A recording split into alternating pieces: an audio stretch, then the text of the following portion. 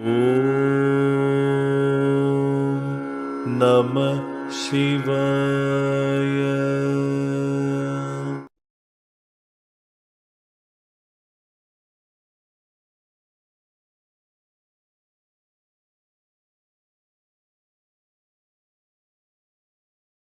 തീർച്ചയായിട്ടും നമ്മളെ ഈ പറയുന്ന മാനസിക തലത്തിന് സമാധാനം കിട്ടാനുള്ള മാർഗങ്ങൾ ഒരുപാട് ഇപ്പൊ നമ്മൾ കൃഷ്ണന്റെ പറയുമ്പോഴേ കൃഷ്ണൻ കഴിഞ്ഞ ജന്മത്തിൽ ബാലിയെ ഒളിയമ്പ് ചെയ്ത് കൊന്നതുകൊണ്ടാണ് അതിന്റെ റിസൾട്ട് ആയിട്ടാണ് അദ്ദേഹത്തിന്റെ അടുത്ത ജന്മത്തിൽ കാലിലേത് കൊണ്ടെന്ന് പറയുന്നത്. ഇപ്പൊ പൂർവ്വജന്മങ്ങളില്ല. ഇപ്പൊ ഞാൻ ഒരു ജന്മത്തിൽ ഒരു സ്ഥലത്ത് മാത്രം വന്ന് ജനിച്ചു എന്ന് പറയും. ബാക്കിയുള്ള എല്ലാ കാര്യങ്ങളും ശരിയാണ്. കാര്യം ഈ ജന്മത്തിൽ ഈ നിമിഷം സത്യമായിട്ടിരിക്കുന്നത് മാത്രമേ. പക്ഷെ ഭൂതകാലങ്ങൾ നമുക്ക് പൂർണ്ണമായിട്ട് നിരാകരിക്കാൻ സാധിക്കുമെന്നുള്ളതാണ്. പൂർവ്വകാലങ്ങളെയും ഇനി വരുന്ന അങ്ങനെ ഒരു ജന്മത്തെയും നിങ്ങൾ ഉൾക്കൊണ്ടു കഴിഞ്ഞാൽ നിങ്ങളുടെ മാനസിക തലം അപ്പൊ അതൊരു അബ്സല്യൂട്ട് ആയിട്ടുള്ള ഒരു നത്തിങ്നെസിനെ കുറിച്ചല്ലേ പറയുന്നത്. കാരണം ഈ ഒരു മരണത്തോടു കൂടി അങ്ങ് പൂർണ്ണമായിട്ട് പ്രപഞ്ചത്തിൽ നിന്ന് ഇല്ലാതായിത്തീരുന്നു. ഇല്ല, പ്രപഞ്ചത്തിൽ നിന്ന് ഇല്ലാതായി. അല്ല, മീൻസ് ഈ പറയുന്ന ഭൗതികതയിൽ ഇല്ലാതാവുന്നു. അപ്പൊ എന്നിട്ട് അതിനുശേഷമുള്ള അതിന്റെ ഈ ലയനം പ്രാപിക്കുമോ ഇല്ലയോ അതിനെക്കുറിച്ച് അല്ല, അത് ഈ പ്രപഞ്ചത്തിന്റെ ഭാഗമായിട്ട് അത് ലയിക്കുകയാണ്. ഈ പ്രപഞ്ചത്തിന്റെ ഭാഗമായി ലയിക്കുകയും ഈ പ്രപഞ്ചത്തിൽ നിന്ന് തന്നെയാണ് വീണ്ടും അപ്പൊ ഒരിക്കലും നമുക്ക് ഒരിക്കലും ഈ ഭൂമി കാണാനോ അല്ലെങ്കിൽ പ്രപഞ്ചം കാണാനോ സാധിക്കില്ലെന്നാണ് പറഞ്ഞു വരുന്നത്. ആ ഊർജം കാണും. ആ ഊർജം കാണും. നമ്മളെന്ന് ചിന്തിക്കുന്നിടത്താണ് അതിന്റെ പരാജയം. നമ്മൾ എവിടെയാ ചിന്തിക്കുന്നത്? നമ്മുടെ ശരീരത്തിൽ സാധിക്കില്ലല്ലോ. കാരണം എന്ന് വെച്ചാൽ ഇപ്പൊ അങ്ങേക്ക് വിശക്കുമ്പോ എനിക്ക് തന്നെയാണ് വിശക്കുന്നത്. അല്ല, ഇപ്പൊ നമ്മള് പൂർണ്ണമായിട്ട് നിരാകരിക്കാൻ സാധിക്കില്ല. അല്ലല്ല, നമ്മളെന്ന് ചിന്തിക്കുന്നിടത്ത് നമ്മൾ ഈ ജന്മത്തിന് മാത്രമേ നമ്മളെന്ന് ചിന്തിക്കാൻ. അതാ ഞാൻ പറഞ്ഞത്. എക്സാക്ട്ലി അത് തന്നെയാണ് ഞാൻ ചോദിച്ച ചോദ്യം. അതായത് ഈ ജന്മത്തിൽ നമ്മളായി തിരിച്ചറിയുന്നതായ ഒരു ബോധമുണ്ട്. അത് മനസ്സിന്റെ ഒരു സംഗതി തന്നെയാണ്. പക്ഷെ എങ്കിലും ഞാൻ എന്തുകൊണ്ട് ഞാനായിരിക്കുന്നു. അതുകൊണ്ടാണല്ലോ നമ്മുടെ ശാസ്ത്രത്തില് അങ്ങ് ചോദിച്ചത് ഈ ജന്മത്തിൽ നമ്മളായി തിരിച്ചറിയുന്ന ഒരു ബോധമുണ്ട്. ഞാനിപ്പോ അങ്ങേക്ക് ഒരു നുള്ളു തന്നാൽ അങ്ങേക്ക് വേദനിക്കുന്നു, മനസ്സിന് വേദനിക്കുന്നു. അപ്പൊ അങ്ങ് പറഞ്ഞത് ഈ പറയുന്ന ഞാനായിരിക്കുന്ന ബോധം അത് മനസ്സാണ് എന്ന് പറഞ്ഞു. ശരി, അത് ഞാനെന്ന ബോധമാണ്. ഇപ്പോ ഈ അറ്റ് പ്രസന്റ് ഞാനെന്ന ബോധമാണ്. അങ്ങ് ചോദിച്ച ചോദ്യം അങ്ങനെയാണെങ്കിൽ ഇനി നമുക്ക് ഭൂമി കാണാൻ കഴിയില്ലേ എന്നാണ് ചോദിച്ചത്. ആരായി നമ്മൾ? അല്ല, അത് അബ്സല്യൂട്ട് ആയിട്ട് എനർജി തന്നെയാണ്. അപ്പോ ഞാൻ എന്താ ഉത്തരം പറഞ്ഞത്? എനർജി വീണ്ടും അവിടെ ഉണ്ടാവും. അവിടെ ഈ പറയുന്ന രാഹുലിനോ അല്ലെങ്കിൽ ബിജു സാറോ എന്നുള്ള ഒരു സാധനം അല്ല അവിടെ. അത് മനസ്സിലായി. അപ്പൊ എനിക്കിനി ഭൂമി കാണാൻ കഴിയില്ല. രാഹുലിനോ അല്ലെങ്കിൽ അതാണ് നമ്മൾ പറഞ്ഞ കാര്യം. കാരണം ഈ രൂപത്തിൽ ഞാൻ ഇരുന്നുകൊണ്ട് ഇതിനെ കാണുന്നു. ഇനിയിപ്പോ അടുത്തിൽ വരുമ്പോ ഞാനല്ല. കാരണം ഞാൻ ഭൂതകാലങ്ങളിൽ ഒരുപാട് ഇത് തമ്മിൽ യാതൊരു കണക്ഷനും ഇല്ല. ടിപ്പിക്കലി ഇപ്പൊ ഞാൻ പറയുന്നത് വെച്ചാൽ ഞാനിപ്പോ ഞാനായിട്ടിരുന്ന് കാണുന്നുള്ളത് വിട്ടേക്കും. കാരണം ചിലപ്പോ എനിക്ക് ഞാനെന്ന ബോധം, എന്റെ പേര് അല്ലെങ്കിൽ എന്റെ സ്ഥലനാമ രൂപ ബാക്കിയുള്ള സാധനങ്ങളെല്ലാം എന്നെ ഇവിടെ പിടിച്ചു തന്ന ഈ ഐഡന്റിറ്റീസ് എല്ലാം തിരിച്ചറിഞ്ഞ ഒരു പ്രായം ഉണ്ടാവും. അതെനിക്ക് എക്സാക്ട് നമുക്ക് ആർക്കും പറയാൻ പറ്റില്ല. പക്ഷെ അതിന് മുമ്പ് നമ്മൾ പറഞ്ഞു, നേരത്തെ അങ്ങ് പറഞ്ഞതുപോലെ ഈ അശ്വത്ഥമാവ് അദ്ദേഹത്തിന്റെ ഗർഭത്തിൽ ഇരുന്നു കൊണ്ടാണ് അഭിമന്യു തിരിച്ചറിഞ്ഞത്. അപ്പൊ ഈ തിരിച്ചറിഞ്ഞ ഒരാള് പിന്നെ അപ്പോഴും അദ്ദേഹത്തിന് അറിയില്ല ഞാൻ ഇതാണെന്നോ അല്ലെങ്കിൽ അത് പക്ഷെ ശുദ്ധബോധത്തിലിരിക്കുകയാണ്. ഇതുപോലെ നമ്മൾ ജനിച്ചു വന്ന 6 മാസം അല്ലെങ്കിൽ 5 മാസം അല്ലെങ്കിൽ 1 വർഷം ഒക്കെ ആകുമ്പോഴത്തേക്കാണ് കുറേശ്ശെ നമ്മൾ തിരിച്ചറിഞ്ഞ് തുടങ്ങുന്നത്. അപ്പൊ അതിനു മുമ്പ് നമ്മൾ കാഴ്ചയിൽ കണ്ടിട്ടുണ്ട്. ഈ ഭൂമിയിലേക്ക് ഇറങ്ങി വന്ന ഉടനെ ഞാൻ കണ്ടു. പക്ഷെ കണ്ടത് ഞാനല്ല. അതായത് ഈ ഇരിക്കുന്ന ഐഡന്റിറ്റിയിലല്ല ഞാൻ കണ്ടത്. പക്ഷെ അപ്പോഴും ഞാനത് കണ്ടു. അതങ്ങനെയല്ല. അവിടെ ഈ കാണുന്നത് സൂക്ഷ്മത്തിലാണ്. നിങ്ങൾ കാണുന്നതെല്ലാം ഈ പറയുന്ന ഇന്ദ്രിയങ്ങൾ. എന്നാലും അവിടെ അങ്ങനെ ഒരു ഡിഫറൻസിയേഷൻ വരുമല്ലോ. അതായത് ഞാനെന്ന് നമ്മൾ പറയുന്നത് ഈ പറയുന്നത് കാണുന്നതും തിരിച്ചറിയുന്നതും അത് നമ്മുടെ ഇന്റലിജൻസിൽ നിന്നുകൊണ്ട് നമ്മൾ ബോധത്തിലേക്ക് വന്നപ്പോൾ അത് നമ്മുടെ ഇന്റലിജൻസ് ആണ്. അതാണ് ജാഗ്രത എന്ന് പറയുന്ന അവസ്ഥ. ജാഗ്രതയിൽ നിന്നുകൊണ്ടുള്ള തിരിച്ചറിവുകളെയാണ് നമ്മൾ ഈ പറയുന്ന ബിജു രാഹുൽ എന്ന് പറയുന്ന തിരിച്ചറിവിലേക്ക് നമ്മൾ വന്നത്. ഇതിനു മുമ്പ് നമുക്കുണ്ടായിരുന്ന അവസ്ഥ ഒരു നവജാത ശിശു അല്ലെങ്കിൽ ഒരു ഗർഭാവസ്ഥ. അവിടെ അത് ബിജു ആണെന്നോ അത് രാഹുലാണെന്നോ അറിയില്ല. പക്ഷെ അതിന്റെ അർത്ഥം ഈ കാണുന്നുണ്ട്, കാര്യങ്ങൾ മനസ്സിലാക്കുന്നുണ്ട്. സൂക്ഷ്മ ശരീരത്തിലാണ്. അപ്പൊ ആ സൂക്ഷ്മ ശരീരം അപ്പോഴും മാത്രം വരുന്നത്. അതിന് മുമ്പ് ഒരിക്കലും അതിന് അങ്ങനെ ഒരു അവസ്ഥാന്തരങ്ങളില്ല, തുടക്കങ്ങളില്ല, ഒടുക്കങ്ങളില്ല എങ്കിൽ അത് അപ്പോഴും മാത്രം അതായിട്ട് വരുന്നതിന് കാരണമാണ്. അപ്പൊ നമുക്ക് ഈ പറഞ്ഞ കർമ്മങ്ങളിലേക്ക് എന്തുകൊണ്ടാണ് ഒരു പർട്ടിക്കുലർ കർമ്മങ്ങൾ നമ്മളിലേക്ക് വരുന്നത്? ഇപ്പൊ ഞാൻ എന്തുകൊണ്ട് പുരുഷനായിട്ട് ജനിച്ചു, അല്ലെ വേറൊരാൾ സ്ത്രീയായിട്ട് ജനിച്ചതുകൊണ്ട്, ഭാരതത്തിൽ ജനിച്ചതുകൊണ്ട്, ഇങ്ങനെ ഒരു അസംഖ്യം ചോദ്യങ്ങളുണ്ട് നമ്മളോട് പിടിച്ചു നിർത്തുന്ന. അല്ല, പുരുഷനായിട്ട് ജനിച്ചതിനും സ്ത്രീയായിട്ട് ജനിച്ചതിനും ഒക്കെ ശരയോഗയിൽ എല്ലാത്തിനും വളരെ വ്യക്തമാണ്. അതാ പറഞ്ഞ അത് നമ്മുടെ പാസ്റ്റ് ലൈഫിലെ പാസ്റ്റ് ലൈഫുമായിട്ട് ബന്ധമൊന്നുമില്ല. ഈ പറയുന്ന പാസ്റ്റ് ലൈഫുമായിട്ടല്ല. അപ്പൊ വെറുതെ ഒരു ആക്സിഡൻസ് ആണ്. ആക്സിഡൻസ് ഒന്നുമല്ല. ഈ പറയുന്ന ശിവശക്തി ഐക്യം എന്ന് പറയുന്ന അല്ലെങ്കിൽ പ്രകൃതി പുരുഷ സംഗമം എന്ന് പറയുന്ന പ്രോസസ്സ് നടക്കുമ്പോൾ മാതാവിന്റെയും പിതാവിന്റെയും ശരഗതിയാണ് ജനിക്കുന്ന കുട്ടിയുടെ ലിംഗനിർണ്ണയിക്കുക ശരയോഗ വിധി പ്രകാരം. അത്ര മാത്രമേ. അപ്പൊ അച്ഛനും അമ്മയാണ് ഉത്തരവാദി. ഉത്തരവാദി ഇപ്പൊ ഒരാള് അംഗവൈകല്യത്തോട് ജനിച്ചു കഴിഞ്ഞാൽ അതിന് ഉത്തരവാദി തീർച്ചയായിട്ടും. മൂഢഗർഭ നിദാനം എന്ന് പറയുന്ന ഒരു ആധികാരിക ഗ്രന്ഥമുണ്ട്. മൂഢഗർഭ നിദാനം. ഒരു കുട്ടിക്ക് ജനിതക തകരാറുകൾ സംഭവിച്ചു, ജനിതക തകരാറുകൾ.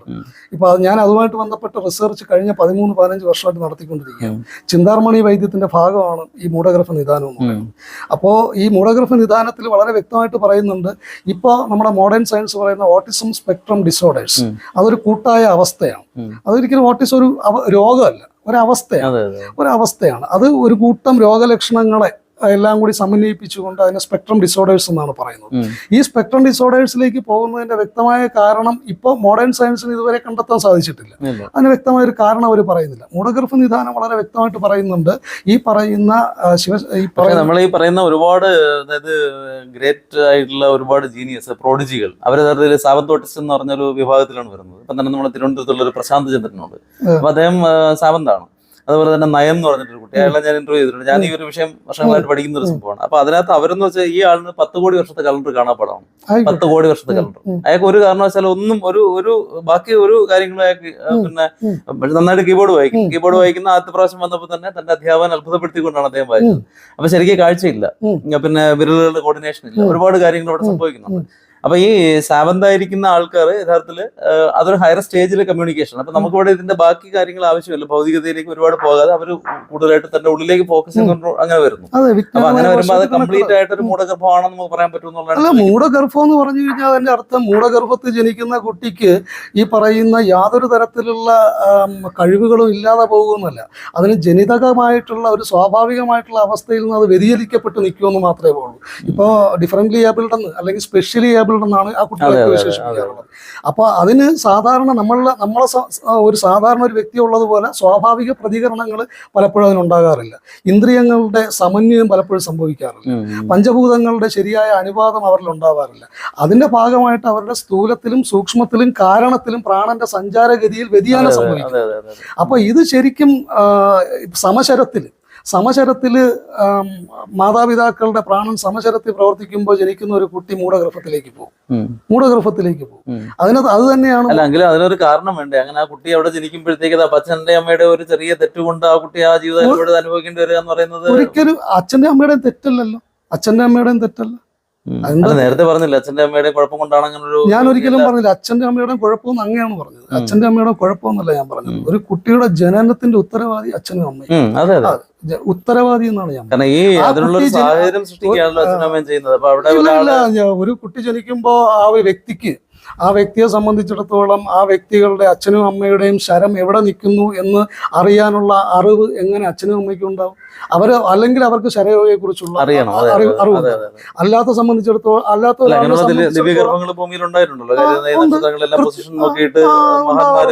അപ്പോ ഇപ്പോ ഇതിനേക്കാളും വളരെ സിമ്പിളായിട്ട് ഞാൻ മനസ്സിലാക്കുന്നത് ശരനൂൽ ശാസ്ത്രം മനസ്സിലാക്കി അത് വ്യക്തമായി പ്രാക്ടീസ് ചെയ്തിട്ട് അവരുടെ ആഗ്രഹത്തിനനുസരിച്ച് ഈ പറയുന്ന മകനോ മകളോ ഒക്കെ ജനിക്കാൻ കഴിയുന്ന തലത്തിലേക്ക് സാഹചര്യങ്ങൾ എത്തിച്ച ആൾക്കാരുണ്ടല്ലോ, ക്രിസ്റ്റൽ ക്ലിയർ ആയിട്ടുണ്ടല്ലോ. അപ്പോ അതിന്റെ മറ്റൊരു വെർഷനാണ് ഈ പറയുന്ന മൂഢഗർഭം എന്ന് പറയുന്നത്. ഇതിന്റെ ഒരു വെർഷൻ പണ്ട് ഈ ബ്രാഹ്മിൺസ് സുപ്രജാ ജനം എന്ന് പറഞ്ഞിട്ട് മാതാമൃതാന്തമയ്യമ്മയുടെ രീതിയിൽ അത് ചെയ്യുന്നുണ്ട്. ഇതിന്റെ ആത്യന്തികമായിട്ട് ഞാൻ ഇപ്പോഴും റിപ്പീറ്റ് ചെയ്ത് പറയുന്നു, ഈ പറയുന്ന പലപ്പോഴും നമ്മളെ ഈ ബീയിങ് കൺഫ്യൂസ്ഡ് നമ്മളെ പലപ്പോഴും ഈ പറയുന്ന ശുദ്ധമായ ആത്മീയതയിലേക്ക് അടുക്കാൻ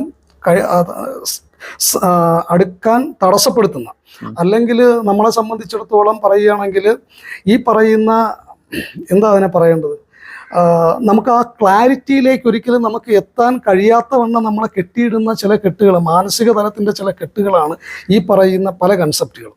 ഈ കൺസെപ്റ്റുകൾക്ക് നമുക്ക് പുരാണമോ ശാസ്ത്രങ്ങളോ പരിശോധിച്ചു കഴിഞ്ഞാൽ ഒരുപാട് നമുക്ക് സപ്പോർട്ടിങ് ആയിട്ടുള്ള കാര്യങ്ങളെ കണ്ടെത്താൻ കഴിയും.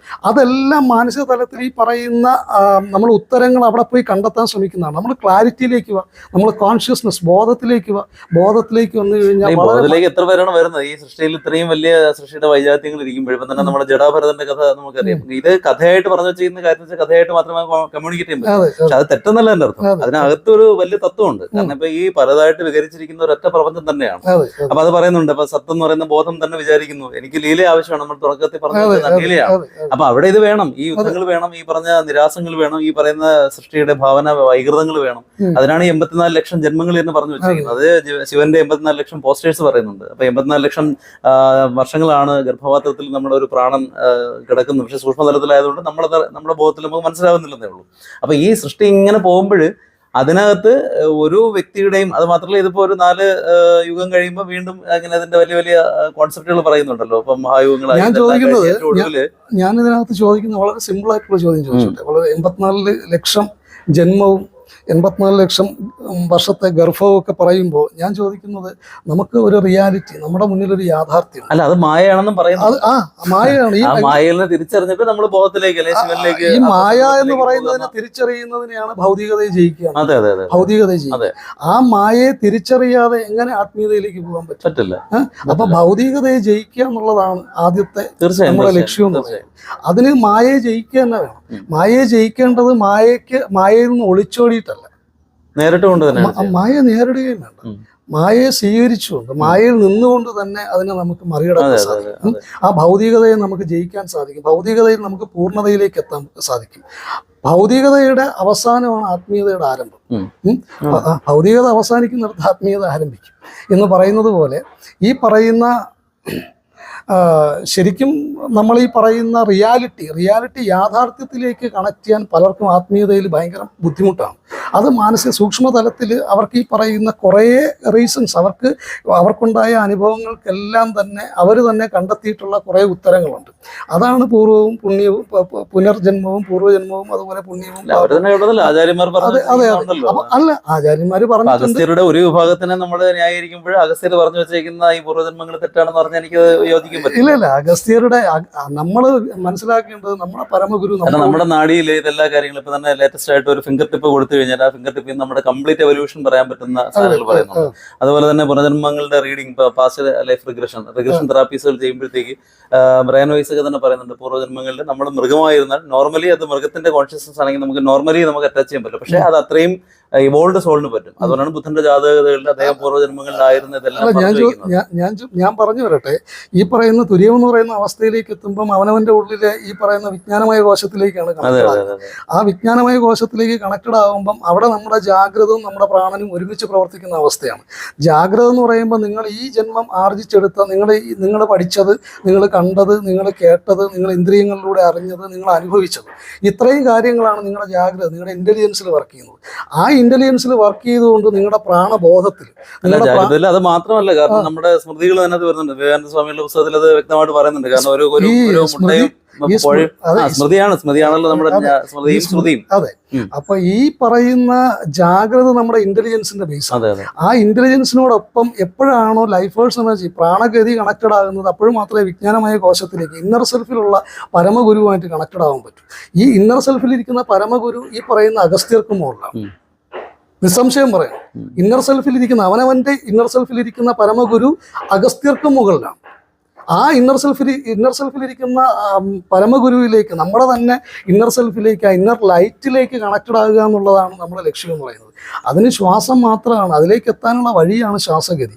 ആ ശ്വാസഗതിയിലേക്ക് എത്തുമ്പോൾ നമ്മൾ ഈ പറയുന്ന ഇന്നർ സെൽഫിലേക്ക് നമ്മളെ കണക്ട് ചെയ്യാൻ വിഘാതമായിട്ട് നിൽക്കുന്ന തത്വങ്ങളിൽ നിന്ന് ഒഴിഞ്ഞു മാറി കണക്റ്റഡായി പോയാൽ മാത്രമേ ക്ലാരിറ്റി, അതിനകത്ത് അഷ്ടാംഗയിൽ പറയുന്ന ധാരണയിലേക്ക് നമുക്ക് എത്താം. ധാരണയിലേക്ക് മരണത്തിന് ഇപ്പൊ നമ്മൾ ഓരോരുത്തരും ഈ അകാല മൃത്യു എന്ന് പറഞ്ഞിട്ടൊക്കെ പറയുന്നത്, ഈ മൃത്യുവിനെ എങ്ങനെയാണ് നമ്മുടെ ഒരു കാഴ്ചപ്പാടിൽ വ്യാഖ്യാനിക്കുന്നത്? മൃത്യു എന്ന് പറയുന്നത് പല രീതിയിൽ സംഭവിക്കാറില്ല, പല രീതിയിൽ. അല്ല, അതിനൊരു കാരണം, അതായത് ചില ആൾക്കാർ നമ്മൾ പറഞ്ഞു 120 വർഷം എന്ന് പറഞ്ഞു. ഇടയ്ക്ക് ചില ആൾക്കാർ, ഇപ്പൊ ചില കുട്ടികൾ ചാവള്ളകളായി ജനിക്കുന്നു, ഇടയ്ക്ക് കുറെ പേര് അങ്ങ് തന്നെ മരിക്കുന്നു. അങ്ങനെ ഞാൻ അതാണ് എപ്പോഴും പറയാറുള്ളത്. അപ്പൊ എനിക്കറിയില്ല. അപ്പൊ നമ്മൾ ഈ അങ്ങനെയാണെങ്കിൽ ഇപ്പൊ നമ്മുടെ രോഗങ്ങളെ നേരത്തെ അത് പറഞ്ഞു വെച്ചു. അപ്പൊ അതുപോലെ തന്നെ ഈ മൃത്യു അത് എങ്ങനെ സംഭവിക്കാം? അപ്പൊ അതിന് ഒരു എന്തെങ്കിലും ഒരു കേവലം ഒരു ആകസ്മികതയാണോ? അതിന് എന്തെങ്കിലും ഒരു റീസൺ ഉണ്ട്? എന്താണ് അങ്ങനെ കാഴ്ചപ്പാട്? തീർച്ചയായും അതിനകത്ത് ആദ്യം ഞാൻ തന്നെ എപ്പോൾ മരിക്കുമെന്ന് എനിക്ക് അറിയില്ല എന്ന് പറഞ്ഞെടുത്തും തുടങ്ങാം. നമ്മൾ നിരന്തരം പറയാറുണ്ട്, നമ്മൾ ഇന്നും ജീവിക്കുന്നത്, നമ്മൾ ഇന്നിപ്പോൾ ഈ നിമിഷം ഇവിടെ ഇരിക്കുമ്പോൾ നമ്മൾ ഇന്നും ചിന്തിച്ചത്, ഇന്നത്തെ ദിവസവും നമ്മുടെ ഒരുപാട് മാനസിക വ്യാപാരം കഴിഞ്ഞ കാലങ്ങളിൽ നമുക്ക് ജീവിതത്തിലുണ്ടായ അനുഭവങ്ങളെക്കുറിച്ചാണ്. അന്ന് എനിക്ക് അങ്ങനെ ഒരു അനുഭവം ഉണ്ടായല്ലോ, അവൻ എന്നോട് അങ്ങനെ പറഞ്ഞല്ലോ, അല്ലെങ്കിൽ ഞാൻ അങ്ങനെ ചെയ്തല്ലോ, അല്ലെങ്കിൽ ഞാൻ അന്ന് അങ്ങനെ ചെയ്യണ്ടായിരുന്നു, എങ്കിൽ ഞാൻ ഇന്ന് കുറച്ചും കൂടി ബെറ്റർ ആയിട്ടുള്ള അവസ്ഥയിൽ ഇരുന്നേനെ എന്നൊക്കെയുള്ള പാസ്റ്റുമായിട്ടാണ് നമ്മൾ കണക്റ്റഡ് ആയിട്ടിരിക്കുന്നത്.